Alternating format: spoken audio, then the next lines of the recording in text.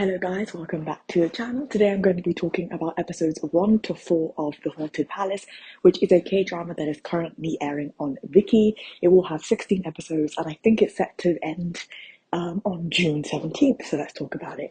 This K-drama follows the story of a shaman and a dragon spirit who become connected because the dragon spirit tried to ascend to heaven. It failed because when she was a young girl, she looked at the dragon. He then fell during his ascension and hasn't been able to get back to heaven since. And so from the age of 13 to 26, he's been latching onto her, asking her to get him back to heaven, and she keeps refusing because she believes he's part of the reason why her grandmother died, and just doesn't really want to help him because she sees him as an evil spirit. But he's been practically stalking her for the past 13 years. She is in love with the male lead, who is a young scholar that she grew up with. He's played by Yuk Sung Jae. He ends up trying to get her to come to the Imperial Palace because he's a scholar there to help the emperor. But he tells her to come under false under like a false identity because he's like, oh, I want you to come help the emperor, like, like fix his glasses, because what she does do instead of shaman work is she works on like eyeglasses. So he tells her to come to do that, and the dragon spirit's like, I don't think that this guy is telling the truth about why he's doing that. Well, what ends up happening is on their way to the palace, they're like in the woods. The male lead gets attacked by some political enemies. He ends up dying and he then becomes a spirit. While it's happening, the dragon spirit is watching everything. He then enters into the male lead's body. And now he's inhabiting his body. She figures out that he's inhabiting his body really quickly, and her main concern in the first two episodes is making sure that like she's able to get his spirit back in his body. But the dragon spirit reminds her that the guy is fully dead, and if he goes back into his body, he'll just be like officially dead. So right now he's assuming the identity of the scholar and working in the palace, and he's acting very weird. So people are like, you don't act like how you used to, so like what's really going on? So we've had some funny things going on in the first two episodes regarding that.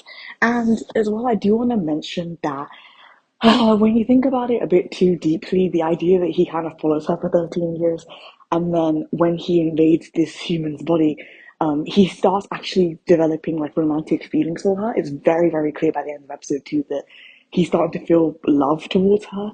Whereas before, it was simply possession because he was like, you're my only gateway to get into heaven. Now those feelings are turning into love. If you think about it too deeply, it may well creep you out, but I don't know. Sometimes I'm able to just kind of like relax my mind and not really like overthink things like that, but it kind of depends on like how much you can stand. The male lead is played by Yuk Sung Jae. The dragon spirit for the first episode was played by Kim Ji Hoon, and the female lead is Bona. I think she's so pretty. I love her, and I love her acting. I've literally never seen her in anything before. Neither have I seen the male lead or Kim Ji Hoon. So I'm really quite enjoying it. And in the first two episodes as well, you see a lot of the ghost spirits, and most of these ghosts are ghosts because they are vengeful, they died in an unjust way, and they come back to their victims to try and attack them. So she as a shaman is trying to tame these spirits. Her powers have kind of decreased because she hasn't really been using them much after her grandmother died. She just focused on being an optician. But there's a lot of ghosts. It can get a little bit scary. Great costume design, great makeup, very freaky. I don't suggest you watch it at night because the ghosts really just be like popping out and like freaking out people. But you can imagine as well that when they're in the Imperial Palace by the end of that second episode, there are a lot of vengeful spirits in the Imperial Palace because so many evil things happen in the Imperial Palace. And in episode two, the female lead meets the Empress, and she literally tries to like beat up the female lead, and then when she finds out the female lead's there to kind of help the king, she lets her go. But there's a secret, there's something that we don't know that is teased in episode two when the Empress lets her walk away and says, young Gap, who's the male lead, told me he would get her here. I hope we can fix this. So she is connected to the palace in some way. It kind of makes sense because shamans and the palace, if you watch a lot of like Sajaks, are very connected to the palace. So it makes sense if maybe there's another reason why her grandmother died. Maybe it wasn't completely the dragon spirit's fault. Like, God knows, like, what it is. But somehow the female lead is connected to this imperial palace, and there is a reason why she has been fated to return to the palace. We're just not entirely sure within those first two episodes. So now I'm going to talk about the next two episodes, episodes 3 and 4. Wait, before I talk about episode 3 and 4, I want to discuss that the reason why she goes to the palace is because she has a vision of the Melody and her with a little boy, like them as a family of three. Well, once you get to the end of episode 2, you realize that most likely it's the dragon spirit in his body that ends up having the child with her, which basically means that he becomes like the Michael Jackson song Heaven Can Wait. He decides to stay on Earth for her, or we can at least assume that from the vision, which is quite nice. But it's like, I mean, it makes sense because after 13 years, she's refused to help you. You see all the stuff she goes through in the palace. You just fall deeper and deeper and deeper in love with her, and you decide to stay with your lover on Earth. Isn't that sweet? Anyway, now we're going to go on to episodes 3 and 4. Colossal Shadow, who is this really evil spirit who is residing in the palace, who's taking over the crown prince's body, and at the end of episode 3, he takes over the king's body as well. The reason why he takes over the king's body is because the female lead tries to get the colossal shadow to come to her by doing this ritual dance that literally leads the spirit to come out of the crown prince. The crown prince is led to her doing this dance, and the spirit comes out of the crown prince. The king arrives, and the spirit enters into the king. Male lead also gets an arrow shot into him at the same time because he's trying to protect the female lead from the crown prince, as the crown prince is being possessed by this colossal shadow and is attacking the female lead.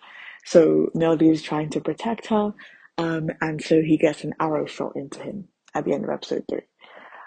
So episode 3 let us know the name of the big evil in the palace and the reason why it's so haunted, and we get backstory about one of the other vengeful spirits, who is a woman, who was assaulted by one of the royal family members, and she's trying to like attack that same royal family member. And she gets close to the female lead, and female lead tells her just stop misbehaving. Like, we can be friends, but you cannot pursue evil, and you cannot mess with human affairs.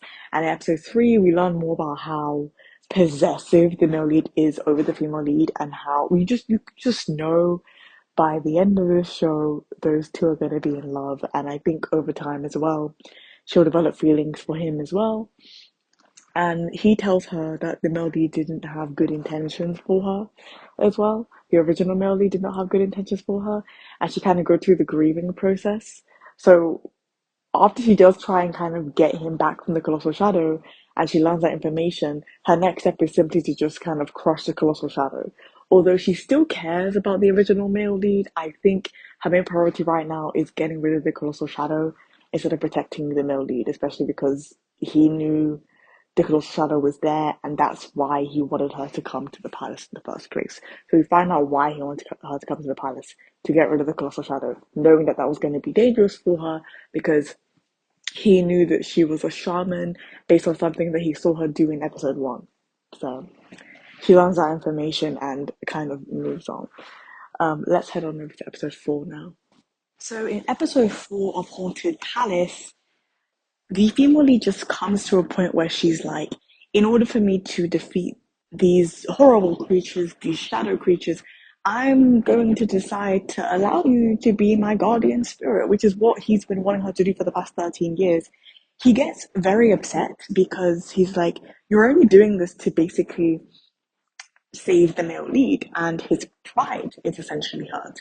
So he's very frustrated. Well, eventually he bows down to it and he's like, sure, I'll let you, I'll be your guardian spirit, but what you do have to do is like offer me all these things and do all these rituals in order for me to be your guardian spirit. Through them being guardian spirits, eventually, hopefully, they'll fall in love. Now, the one thing I was frustrated with in this episode but that they got kicked out of the palace, and I was so interested in seeing them maneuver in the palace and kind of like figure things out. But hopefully, them leaving will mean that they're able to investigate outside of the palace and we're still able to try and figure out how exactly she connected to the palace, because I have not forgotten what I heard in the second episode and that conversation with the Empress. So I really hope they circle back to that. Otherwise, that would be a major plot hole, and I hate plot holes. So hopefully they fix that. But yeah, they've left the past at the end of episode 4, and they're going on their journey, and now they're connected spiritually. So let's see what happens. Let me know what you think about the first 4 episodes in the comments below. If you like my channel, please subscribe. If you like this video, please hit the like button below, and let's start a discussion in the comments too. Thank you very much. Bye bye.